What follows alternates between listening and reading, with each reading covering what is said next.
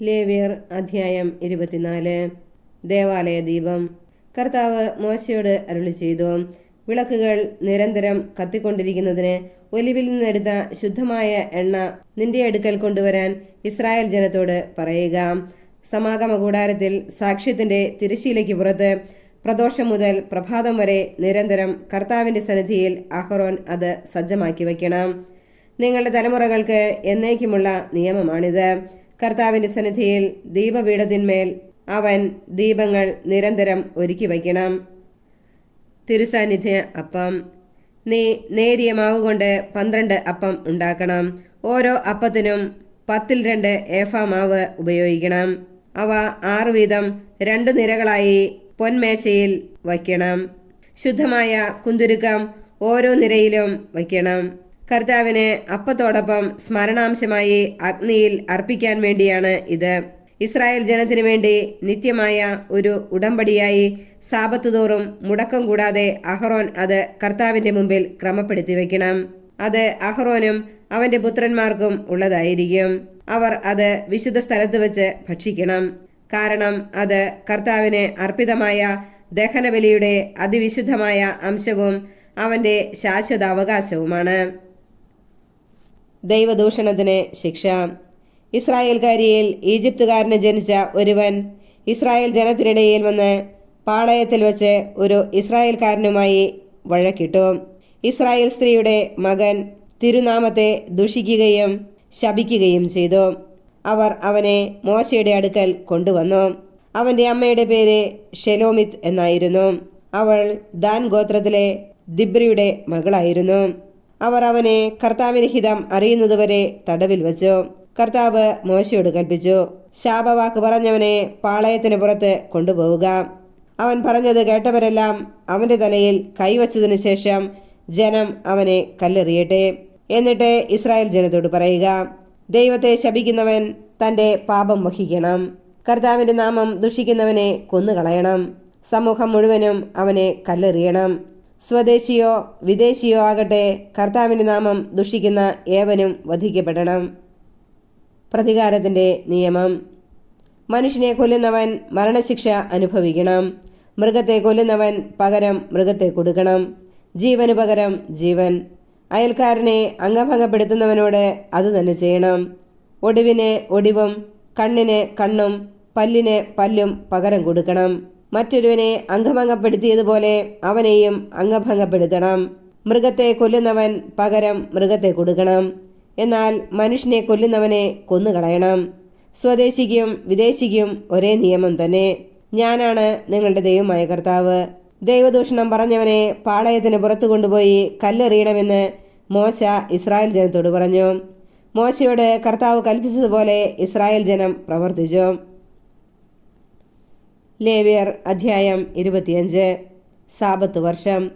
കർത്താവ് സീനായി മലയിൽ വെച്ച് മോശയോട് അരുളി ചെയ്തു, ഇസ്രായേൽ ജനത്തോട് പറയുക, ഞാൻ നിങ്ങൾക്ക് തരാൻ പോകുന്ന ദേശത്ത് നിങ്ങൾ പ്രവേശിക്കുമ്പോൾ ആ ദേശം കർത്താവിനൊരു സാബത്ത് ആചരിക്കണം. 6 വർഷം നീ നിന്റെ നിലം വിതയ്ക്കുകയും മുന്തിരിവള്ളി വെട്ടിയൊരുക്കി ഫലമെടുക്കുകയും ചെയ്യുക. എന്നാൽ 7-ാം വർഷം ദേശത്തിന് വിശ്രമത്തിനുള്ള കർത്താവിന്റെ സാബത്തായിരിക്കും. ആ വർഷം നിലം വിതയ്ക്കുകയോ മുന്തിരിവള്ളി മുറിക്കുകയോ ചെയ്യരുത്. താനെ മുളച്ചു വിളയുന്നവ നിങ്ങൾ കൊയ്യരുത്. വള്ളികൾ മുറിക്കാത്ത മുന്തിരിത്തോട്ടത്തിലെ പഴം പറിക്കുകയും അരുത്. കാരണം അത് ദേശത്തിന്റെ വിശ്രമ വർഷമാണ്. ദേശത്തിന്റെ സാബത്ത് നിങ്ങൾക്ക് ഭക്ഷണം പ്രദാനം ചെയ്യും. നിനക്കും നിന്റെ ദാസനും ദാസിക്കും കൂലിക്കാരനും നിന്നോടുകൂടെ വസിക്കുന്ന പരദേശിക്കും നിന്റെ കന്നുകാലികൾക്കും നിന്റെ ദേശത്തെ മൃഗങ്ങൾക്കും അതിന്റെ ഫലങ്ങൾ ആഹാരമായിരിക്കും. ജൂബിലി വർഷം. വർഷങ്ങളുടെ 7 സാബത്തുകൾ എണ്ണുക. 7 പ്രാവശ്യം 7 വർഷങ്ങൾ. വർഷങ്ങളുടെ 7 സാബത്തുകളുടെ ദൈർഘ്യം 49 വർഷങ്ങൾ. 7-ാം മാസം 10-ാം ദിവസം നിങ്ങൾ എല്ലായിടത്തും കാഹളം മുഴക്കണം. പാപപരിഹാര ദിനമായ അന്ന് ദേശം മുഴുവൻ കാഹളം മുഴക്കണം. 50-ാം വർഷത്തെ നീ വിശുദ്ധീകരിക്കണം. ദേശവാസികൾക്കെല്ലാം സ്വാതന്ത്ര്യം പ്രഖ്യാപിക്കണം. അത് നിങ്ങൾക്ക് ജൂബിലി വർഷമായിരിക്കും. ഓരോരുത്തർക്കും തങ്ങളുടെ സ്വത്ത് തിരികെ ലഭിക്കണം. ഓരോരുത്തരും തങ്ങളുടെ കുടുംബത്തിലേക്ക് മടങ്ങി പോകട്ടെ. 50-ാം വർഷം നിങ്ങൾക്ക് ജൂബിലി വർഷമായിരിക്കണം.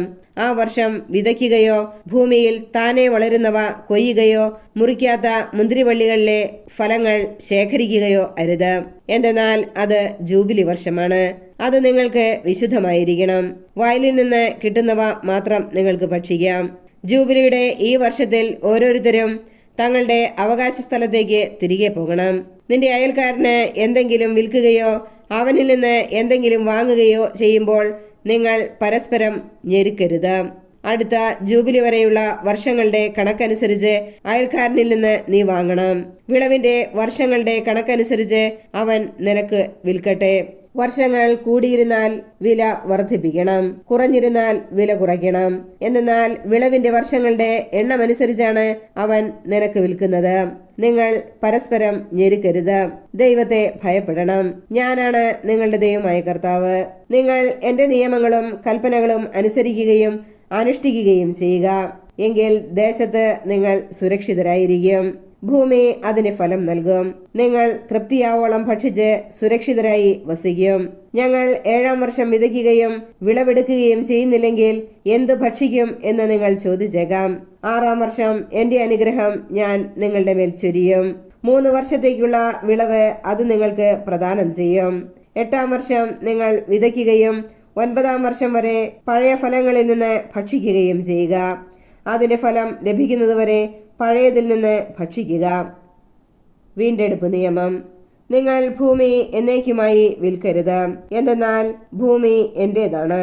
നിങ്ങൾ പരദേശികളും കുടികിടപ്പുകാരുമാണ്. നീ സ്വന്തമാക്കുന്ന ദേശത്ത് ഭൂമി വീണ്ടെടുക്കുവാനുള്ള അവകാശം ഉണ്ടായിരിക്കണം. നിന്റെ സഹോദരൻ ദരിദ്രനായി തീർന്ന് തന്റെ അവകാശത്തിൽ ഒരു ഭാഗം വിറ്റാൽ അടുത്ത ചാർച്ചക്കാരൻ അത് വീണ്ടെടുക്കണം. എന്നാൽ വീണ്ടെടുക്കാൻ അവന് ആരും ഇല്ലാതിരിക്കുകയും പിന്നീട് സമ്പന്നനായി വീണ്ടെടുക്കാൻ അവന് കഴിവുണ്ടാവുകയും ചെയ്താൽ അത് വിറ്റതിനു ശേഷമുള്ള വർഷങ്ങൾ കണക്കാക്കി വാങ്ങിയവന് അധിക തുക തിരികെ കൊടുത്ത് അവന് തന്റെ അവകാശ വസ്തു വീണ്ടെടുക്കാം.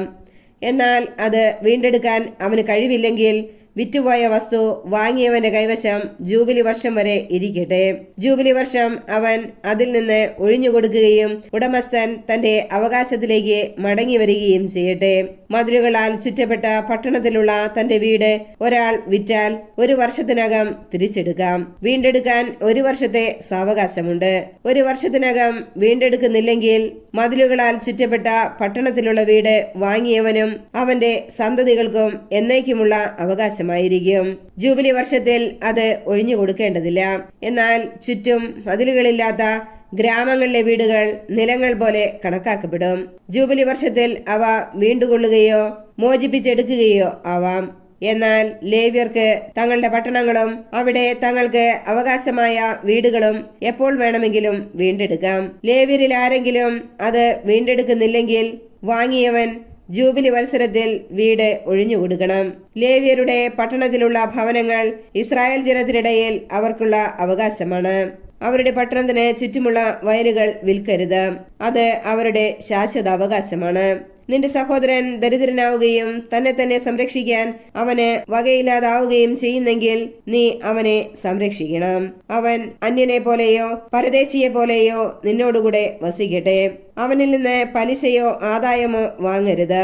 ദൈവത്തെ ഭയപ്പെടുക. നിന്റെ സഹോദരൻ നിന്റെ കൂടെ വസിക്കട്ടെ. നീ അവന് പണം പലിശയ്ക്ക് കൊടുക്കരുത്. നിന്റെ ആഹാരം അവന് ലാഭത്തിന് വിൽക്കുകയുമരുത്. നിങ്ങളുടെ ദൈവമായിരിക്കാനും കാനാൻ ദേശം നിങ്ങൾക്ക് നൽകാനും ഈജിപ്തിൽ നിന്ന് നിങ്ങളെ കൊണ്ടുവന്ന നിങ്ങളുടെ ദൈവമായ കർത്താവാണ് ഞാൻ. നിന്റെ സഹോദരൻ നിർധനനാവുകയും അവൻ തന്നെ തന്നെ നിനക്ക് വിൽക്കുകയും ചെയ്യുന്നെങ്കിൽ അവനെ കൊണ്ട് അടിമവേല ചെയ്യിക്കരുത്. അവൻ നിനക്ക് ഒരു കൂലിക്കാരനും പരദേശിയുമായിരിക്കട്ടെ. അവൻ ജൂബിലി വർഷം വരെ നിനക്ക് വേണ്ടി ജോലി ചെയ്യണം. അതിനുശേഷം അവൻ മക്കളോടുകൂടെ തന്റെ കുടുംബത്തിലേക്കും പിതാക്കന്മാരുടെ അവകാശത്തിലേക്കും മടങ്ങിപ്പോകട്ടെ. എന്തെന്നാൽ ഈജിപ്ത് ദേശത്ത് നിന്ന് ഞാൻ കൊണ്ടുവന്ന എന്റെ ദാസരാണ് അവർ. അവരെ അടിമകളായി വിൽക്കരുത്. നീ അവരുടെ മേൽ ക്രൂരമായി ഭരണം നടത്തരുത്. നിന്റെ ദൈവത്തെ ഭയപ്പെടുക. ചുറ്റുമുള്ള ജനങ്ങളിൽ നിന്ന് നിങ്ങൾ ദാസന്മാരെയും ദാസികളെയും വാങ്ങിക്കൊള്ളുവിൻ.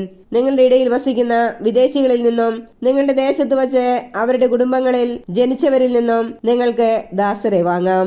അവർ നിങ്ങളുടെ അവകാശമായിരിക്കും. നിങ്ങൾക്ക് ശേഷം നിങ്ങളുടെ മക്കൾക്ക് നിത്യമായി അവകാശമാക്കാൻ അവരിൽ നിന്ന് നിങ്ങൾക്ക് അടിമകളെ സ്വീകരിക്കാം. എന്നാൽ ഇസ്രായേൽ മക്കളായ നിങ്ങളുടെ സഹോദരന്മാരുടെ മേൽ നിങ്ങൾ ക്രൂരമായ ഭരണം നടത്തരുത്. നിങ്ങളുടെ ഇടയിലുള്ള പരദേശിയോ അന്യനോ സമ്പന്നനാവുകയും അവന്റെ സമീപമുള്ള സഹോദരൻ ദരിദ്രനാകയാൽ പരദേശിക്കോ അന്യനോ അല്ലെങ്കിൽ അന്യന്റെ കുടുംബാംഗത്തിനോ തന്നെ വിൽക്കുകയും ചെയ്താൽ അവനെ വീണ്ടെടുക്കാവുന്നതാണ്. അവന്റെ സഹോദരന്മാരിൽ ആർക്കും അവനെ വീണ്ടെടുക്കാം. അവന്റെ പിതൃവ്യനോ പിതൃവ്യപുത്രനോ ഏതെങ്കിലും ചാർച്ചക്കാരനോ അവനെ വീണ്ടെടുക്കാം. അവൻ സമ്പന്നനാവുകയാണെങ്കിൽ അവന് തന്നെ വീണ്ടെടുക്കുകയും ചെയ്യാം. അവൻ തന്നെ വിറ്റതു മുതൽ ജൂബിലി വരെയുള്ള വത്സരങ്ങൾ വാങ്ങിയവനുമായി കണക്കാക്കണം. വർഷങ്ങൾക്കനുസരിച്ചായിരിക്കും അവന്റെ മോചനത്തിന്റെ വില. ഉടമസ്ഥനോടുകൂടെ ജീവിച്ച വത്സരങ്ങൾ കൂലിക്കാരന്റെ നിലയിൽ കണക്കാക്കണം. വർഷങ്ങൾ ഏറെ ബാക്കിയുണ്ടെങ്കിൽ അതിന് തക്കവിധം വീണ്ടെടുപ്പ് വില കിട്ടിയ പണത്തിൽ നിന്ന് തിരികെ കൊടുക്കണം. ജൂബിലി വരെ വർഷങ്ങൾ കുറവാണെങ്കിൽ തന്റെ വീണ്ടെടുപ്പിനായി ഉടമസ്ഥനുമായി ആലോചിച്ച് വർഷങ്ങളുടെ കണക്കനുസരിച്ച് പണം മടക്കി കൊടുക്കണം. വർഷം തോറും കൂലിക്ക് എടുക്കപ്പെട്ടവനെ പോലെ അവൻ വാങ്ങുന്നവനോടുകൂടെ കഴിയണം. അവനോട് ക്രൂരത കാണിക്കാൻ ഇടവരരുത്. അവൻ ഇങ്ങനെയൊന്നും വീണ്ടെടുക്കപ്പെടുന്നില്ലെങ്കിൽ അവനും അവന്റെ മക്കളും ജൂബിലി വർഷത്തിൽ സ്വതന്ത്രരാക്കപ്പെടണം. ഇസ്രായേൽ ജനം എന്റെ ദാസരാണ്. ഈജിപ്തിൽ നിന്ന് ഞാൻ കൊണ്ടുവന്ന എന്റെ ദാസർ. നിങ്ങളുടെ ദൈവമായ കർത്താവ് ഞാനാണ്. ലേവ്യർ അധ്യായം 26. അനുഗ്രഹങ്ങൾ. നിങ്ങൾ ആരാധനയ്ക്കായി വിഗ്രഹങ്ങളോ കൊത്തുരൂപങ്ങളോ ഉണ്ടാക്കരുത്. നിങ്ങളുടെ ദേശത്ത് സ്തംഭങ്ങൾ ഉയർത്തുകയോ കൊത്തിയ കല്ലുകൾ നാട്ടുകയോ അരുത്. എന്തെന്നാൽ ഞാനാണ് നിങ്ങളുടെ ദൈവമായ കർത്താവ്. നിങ്ങൾ എന്റെ സാബത്ത് ആചരിക്കുകയും എന്റെ വിശുദ്ധ സ്ഥലം പൂജ്യമായി കരുതുകയും ചെയ്യുവിൻ. ഞാനാണ് കർത്താവ്. നിങ്ങൾ എന്റെ നിയമങ്ങൾ അനുസരിക്കുകയും കൽപ്പനകൾ പാലിക്കുകയും ചെയ്യുമെങ്കിൽ ഞാൻ യഥാകാലം നിങ്ങൾക്ക് മഴ തരും. ഭൂമി വിളവുകൾ വർദ്ധിപ്പിക്കുകയും വൃക്ഷങ്ങൾ ഫലം നൽകുകയും ചെയ്യും. നിങ്ങളുടെ കറ്റമെതിക്കൽ മുന്തിരിപ്പഴം പറിക്കുന്ന കാലം വരെയും മുന്തിരിപ്പഴം പറിക്കുന്ന കാലം വിതയ്ക്കുന്ന കാലം വരെയും നീണ്ടു നിൽക്കും. നിങ്ങൾ തൃപ്തിയാവോളം ഭക്ഷിച്ച് നിങ്ങളുടെ ദേശത്ത് സുരക്ഷിതരായി വസിക്കും. ഞാൻ നിങ്ങളുടെ നാട്ടിൽ സമാധാനം സ്ഥാപിക്കും. നിങ്ങൾ സ്വൈര്യമായി വസിക്കും. ആരും നിങ്ങളെ ഭയപ്പെടുത്തുകയില്ല. ഞാൻ നാട്ടിൽ നിന്ന് ദുഷ്ടമൃഗങ്ങളെ ഓടിച്ചു കളയും. നിങ്ങളുടെ ദേശത്ത് കൂടെ വാൾ കടന്നുപോകുകയില്ല. ശത്രുക്കളെ നിങ്ങൾ തുരത്തും. അവർ നിങ്ങളുടെ മുമ്പിൽ വാളിനിരയാകും. നിങ്ങൾ 5 പേർ 100 പേരെയും 100 പേർ 10,000 പേരെയും ഓടിക്കും. ശത്രുക്കൾ നിങ്ങളുടെ മുമ്പിൽ വാളിനിരയാകും. ഞാൻ നിങ്ങളെ കടാക്ഷിക്കുകയും സന്താനപുഷ്ടി നൽകി നിങ്ങളെ വർദ്ധിപ്പിക്കുകയും ചെയ്യും.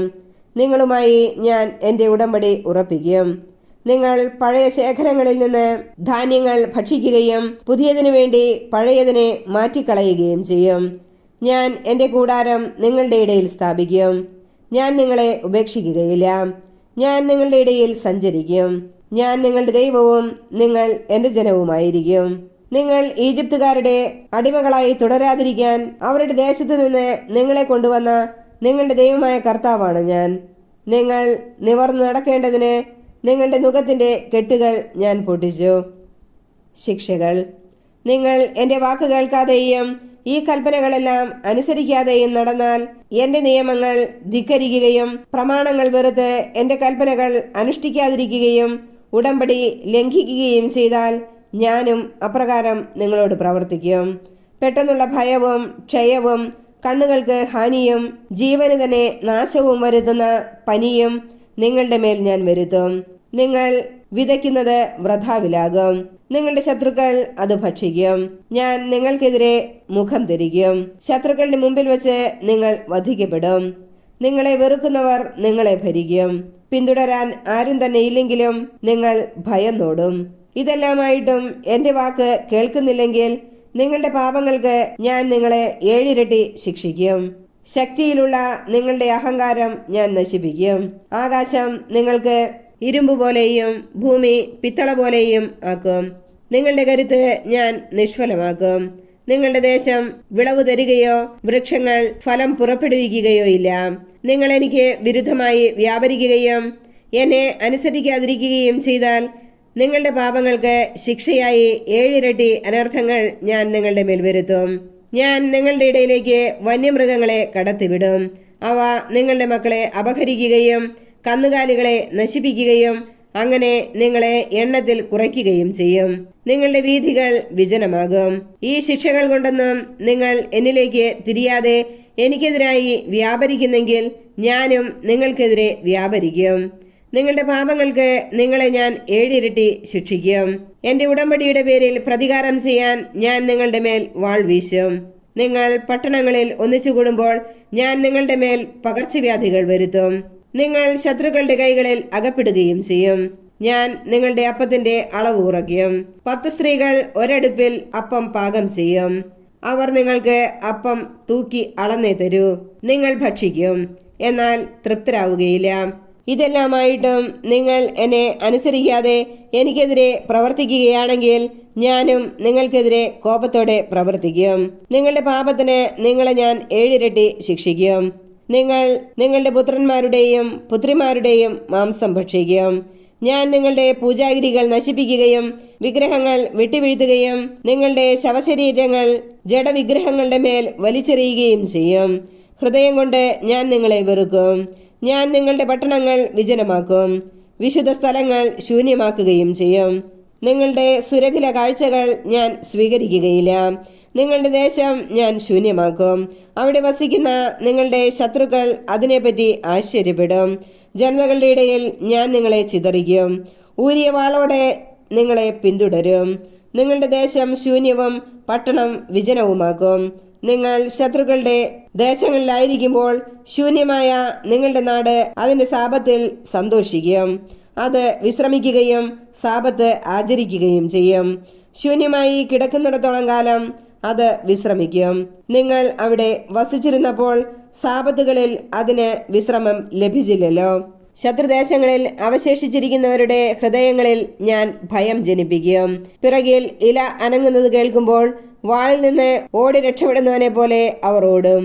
ആരും പിന്തുടരുന്നില്ലെങ്കിലും അവർ നിലംപതിക്കും. ആരും പിന്തുടരുന്നില്ലെങ്കിൽ തന്നെ വാളിൽ നിന്ന് ഓടി രക്ഷപ്പെടുമ്പോഴെന്ന പോലെ ഒരുവൻ മറ്റൊരുവന്റെ മേൽ വീഴും. ശത്രുക്കളുടെ മുമ്പിൽ നിൽക്കാൻ നിങ്ങൾക്ക് ശക്തി ഉണ്ടായിരിക്കുകയില്ല. ജനതകളുടെ ഇടയിൽ നിന്ന് നിങ്ങൾ അറ്റുപോകും. ശത്രുക്കളുടെ രാജ്യം നിങ്ങളെ വിഴുങ്ങിക്കളയും. ശേഷിക്കുന്നവർ അവരുടെ ദുഷ്കൃത്യങ്ങൾ നിമിത്തം ശത്രു രാജ്യത്ത് വച്ച് നശിച്ചു പോകും. അവരുടെ പിതാക്കന്മാരുടെ ദുഷ്കർമ്മങ്ങൾ നിമിത്തവും അവർ അവരെ പോലെ നശിച്ചു പോകും.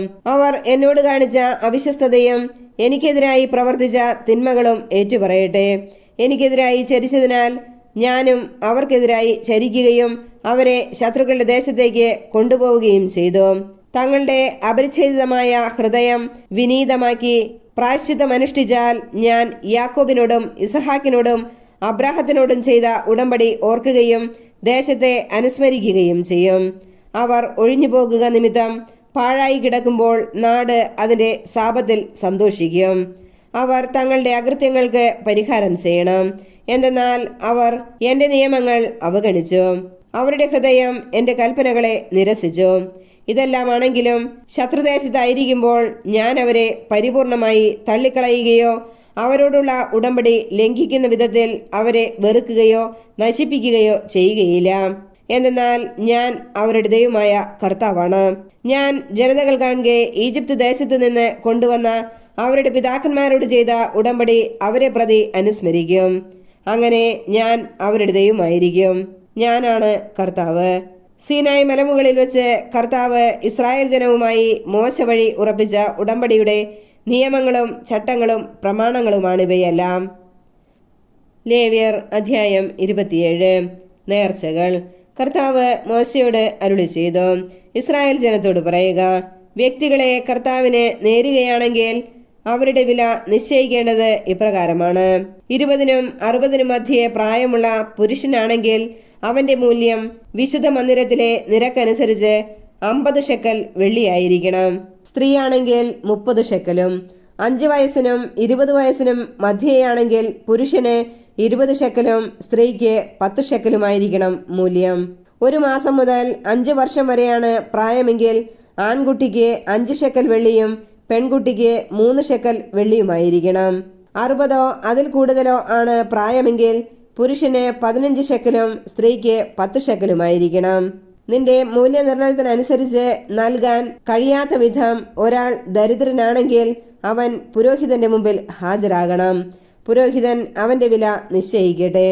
നേർന്നവന്റെ കഴിവിനനുസരിച്ച് പുരോഹിതൻ അവന് വില നിശ്ചയിക്കട്ടെ. കർത്താവിന് ബലിയർപ്പിക്കാവുന്ന മൃഗത്തെയാണ് കർത്താവിന് നേരുന്നതെങ്കിൽ ആര് നേർന്നാലും അത് വിശുദ്ധമായിരിക്കും.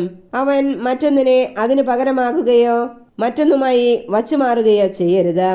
നല്ലതിനു പകരം ചീത്തയെയോ ചീത്തയ്ക്ക് പകരം നല്ലതിനെയോ വച്ചു മാറരുത്. ഒരു മൃഗത്തെ മറ്റൊരു മൃഗവുമായി വച്ചു മാറുന്നെങ്കിൽ രണ്ടും കർത്താവിനുള്ളതായിരിക്കും. കർത്താവിന് ബലിയർപ്പിക്കാൻ കൊള്ളാത്ത അശുദ്ധ മൃഗത്തെയാണ് നേർന്നിട്ടുള്ളതെങ്കിൽ അതിനെ പുരോഹിതന്റെ അടുക്കൽ കൊണ്ടുവരണം. നല്ലതോ ചീത്തയോ എന്ന് നോക്കി പുരോഹിതൻ അതിന് മൂല്യം നിർണയിക്കട്ടെ. പുരോഹിതന്റെ മൂല്യനിർണയം അന്തിമമായിരിക്കും. എന്നാൽ അതിനെ വീണ്ടെടുക്കാൻ ആഗ്രഹിക്കുന്നെങ്കിൽ നിർണയിച്ച മൂല്യത്തോടൊപ്പം അതിന്റെ 1/5 കൂടെ നൽകണം. ഒരുവൻ തന്റെ ഭവനം വിശുദ്ധമായിരിക്കാൻ വേണ്ടി കർത്താവിനെ പ്രതിഷ്ഠിക്കുകയാണെങ്കിൽ പുരോഹിതൻ അത് നല്ലതോ ചീത്തയോ എന്ന് നിർണയിക്കട്ടെ. പുരോഹിതന്റെ മൂല്യനിർണയം അന്തിമമായിരിക്കും. വീട് പ്രതിഷ്ഠിച്ചവൻ അത് വീണ്ടെടുക്കാൻ ആഗ്രഹിക്കുന്നെങ്കിൽ നിർണയിക്കപ്പെട്ട വിലയോടൊപ്പം അതിന്റെ 1/5 കൂടി പണമായി നൽകണം. അപ്പോൾ വീട് അവൻ്റെതാകും. ഒരാൾ തനിക്ക് അവകാശമായി ലഭിച്ച വസ്തുവിൽ ഒരു ഭാഗം കർത്താവിന് സമർപ്പിക്കുകയാണെങ്കിൽ അതിനുവേണ്ട വിത്തിന്റെ കണക്കനുസരിച്ചായിരിക്കണം മൂല്യനിർണയം. 1 ഓമർ യവം വിതയ്ക്കാവുന്ന നിലത്തിന് 50 ഷെക്കൽ വെള്ളിയായിരിക്കണം വില. ജൂബിലി വർഷം തുടങ്ങുന്ന നാൾ മുതൽ ഒരുവൻ തന്റെ വയൽ സമർപ്പിക്കുകയാണെങ്കിൽ അതിന്റെ വില നീ നിശ്ചയിക്കുന്നത് തന്നെ. എന്നാൽ അവൻ ജൂബിലിക്ക് ശേഷമാണ് വയൽ സമർപ്പിക്കുന്നതെങ്കിൽ അടുത്ത ജൂബിലി വരെ എത്ര വർഷമുണ്ടെന്ന് കണക്കാക്കി അതനുസരിച്ച് പുരോഹിതൻ മൂല്യനിർണയം നടത്തണം. അത് നീ നിർണയിച്ച മൂല്യത്തിൽ നിന്ന് കുറയ്ക്കണം. സമർപ്പിച്ച വയൽ വീണ്ടെടുക്കാൻ ഒരാൾ ആഗ്രഹിക്കുന്നെങ്കിൽ നിർണയിച്ച മൂല്യത്തോടൊപ്പം അതിന്റെ 1/5 കൂടി നൽകണം. അപ്പോൾ അത് അവൻ്റെതാകും. എന്നാൽ അവൻ തന്റെ വയൽ വീണ്ടെടുക്കാതിരിക്കുകയോ അത് മറ്റൊരുവന് വിൽക്കുകയോ ചെയ്താൽ പിന്നീടൊരിക്കലും വീണ്ടെടുക്കാവുന്നതല്ല. അത് ജൂബിലി വത്സരത്തിൽ സ്വതന്ത്രമാകുമ്പോൾ സമർപ്പിത വസ്തു പോലെ കർത്താവിനുള്ളതായിരിക്കും. അതിന്റെ അവകാശി പുരോഹിതനാണ്. പൂർവികരിൽ നിന്ന് അവകാശമായി ലഭിച്ചതല്ലാതെ വിലയ്ക്ക് വാങ്ങിയ വയൽ ഒരാൾ കർത്താവിന് സമർപ്പിക്കുകയാണെങ്കിൽ ജൂബിലി വരെയുള്ള വർഷങ്ങൾ കണക്കാക്കി പുരോഹിതൻ വില നിശ്ചയിക്കണം. അന്ന് തന്നെ അവൻ അതിന്റെ വില വിശുദ്ധ വസ്തുവായി കർത്താവിന് നൽകണം. വയൽ പിന്തുടർച്ച അവകാശമായി ആരുടേതായിരുന്നോ അവനിൽ നിന്ന് വാങ്ങിയവൻ ജൂബിലി വത്സരത്തിൽ അത് തിരികെ കൊടുക്കണം. എല്ലാ മൂല്യനിർണയവും വിശുദ്ധ മന്ദിരത്തിലെ ഷെക്കലിന്റെ കണക്കനുസരിച്ച് വേണം. 20 ഗേരയാണ് 1 ഷെക്കൽ. മൃഗങ്ങളുടെ കടിഞ്ഞൂൽ സന്തതികളെ ആരും വിശുദ്ധീകരിക്കേണ്ടതില്ല. അവ കർത്താവിനുള്ളതാണ്. കാളയായാലും ആടായാലും അത് കർത്താവിൻ്റെതാണ്. എന്നാൽ അത് അശുദ്ധ മൃഗമാണെങ്കിൽ നിർണയിക്കപ്പെടുന്ന മൂല്യത്തോടൊപ്പം 1/5 കൂടി കൊടുത്ത് അതിനെ വീണ്ടെടുക്കണം. വീണ്ടെടുത്തില്ലെങ്കിൽ മൂല്യനിർണയം അനുസരിച്ച് വിൽക്കണം. എന്നാൽ കർത്താവിന് നിരുപാധികം സമർപ്പിച്ച യാതൊന്നും മനുഷ്യനോ മൃഗമോ അവകാശമായി കിട്ടിയ നിലമോ ആകട്ടെ വിൽക്കുകയോ വീണ്ടെടുക്കുകയോ അരുത്. സമർപ്പിത വസ്തുക്കൾ കർത്താവിന് ഏറ്റവും വിശുദ്ധമാണ്. മനുഷ്യരിൽ നിന്ന് നിർമൂലനം ചെയ്യാൻ ഒഴിഞ്ഞിട്ട ഒരുവനെയും വീണ്ടെടുക്കരുത്. അവനെ കൊന്നുകളയണം. ധാന്യങ്ങളോ വൃക്ഷങ്ങളുടെ ഫലങ്ങളോ ആയി ദേശത്തുള്ളവയുടെ എല്ലാം ദശാംശം കർത്താവിനുള്ളതാണ്. അത് കർത്താവിന് വിശുദ്ധമാണ്. ആരെങ്കിലും ദശാംശത്തിൽ നിന്ന് ഒരു ഭാഗം വീണ്ടെടുക്കാൻ ആഗ്രഹിച്ചാൽ അതോടൊപ്പം 1/5 കൂടി കൊടുക്കണം. ആടുമാടുകളുടെ ദശാംശം ഇടയന്റെ അധീനതയിലുള്ള എല്ലാ മൃഗങ്ങളുടെയും 1/10 കർത്താവിനുള്ളതാണ്. അവ കർത്താവിന് വിശുദ്ധമാണ്. അവ നല്ലതോ ചീത്തയോ എന്ന് അന്വേഷിക്കേണ്ടതില്ല. അവയെ വച്ചുമാറുകയും അരുത്. അങ്ങനെ ചെയ്താൽ അവയും വച്ചുമാറിയവയും കർത്താവിനുള്ളതായിരിക്കും. അവയെ വീണ്ടെടുത്തുകൂടാ. ഇസ്രായേൽ ജനത്തിനു വേണ്ടി സീനായ് മലമുകളിൽ വെച്ച് കർത്താവ് മോശയ്ക്ക് നൽകിയ കൽപ്പനകളാണ് ഇവ.